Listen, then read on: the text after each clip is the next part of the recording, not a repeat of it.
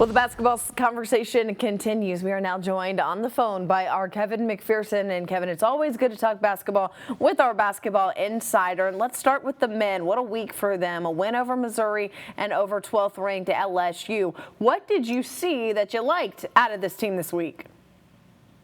What was not to like is really the question, Alyssa, because, look, Arkansas, we know the struggles.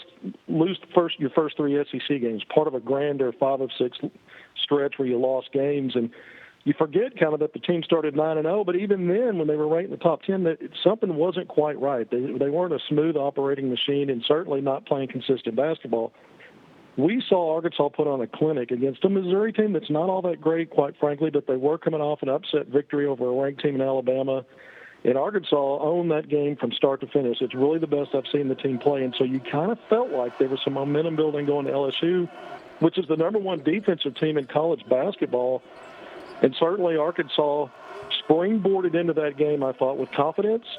And I thought when you watched Arkansas apply its philosophy on the court, I saw some of its best basketball. And we can look at the 19 turnovers, and the shooting percentages aren't great, but I thought individual players were patient. I thought Arkansas moved the ball and attacked and didn't settle for threes against a team it knew would create and generate turnovers and had length and quickness. So they didn't back down. I thought Arkansas on the offensive end was probably better than the stats said, but the defense was almost a masterclass in the last 9 minutes of the game. Arkansas held LSU to 1 of 8 shooting, forced 6 turnovers, and the Razorbacks closed that game, overcame an 8-point deficit with a 17-2 run, making big blue-collar plays, which then takes you back to Kansas City when Arkansas won the Hall of Fame Classic title by knocking off Kansas State and Cincinnati. Certainly those teams aren't as good as LSU, but it was the blueprint of that tough blue-collar, lunch-pail basketball, especially in a tight game at the end where Arkansas was winning those 50-50 ball plays and finding ways to overcome adversity and get a victory. And I saw that come back and rise to the surface against LSU late in that game. LSU is a very good basketball team, still has the highest rated defense according to Ken Palm Analytics after the game. But this was a team that only had one loss, and that was against a top 5 Auburn team on the road. First loss for LSU at home. Yeah. And they've already knocked off some really good teams, Kentucky, Tennessee. So it's not like that was a paper tiger. That's a good basketball team that Arkansas went on the road, picked up its first quad 1 win. And we remember last year, Alyssa, when Arkansas struggled out of the gates, and was 2-4 in league play and turned that around, 11 straight wins, second in the SEC, run to the Elite Eight, final top 10 ranking. We don't know where this is headed, but after an 0-3 start to have the kind of week the Razorbacks did, it was huge. Yeah, and you got to tip your cap, right, to Keith Smart in the way that he was able to step in as interim head coach as well. Big time returning to his hometown. His first collegiate game as a head coach. Of course, he had 3 stints in the NBA. But what I really liked is the way the players also reacted.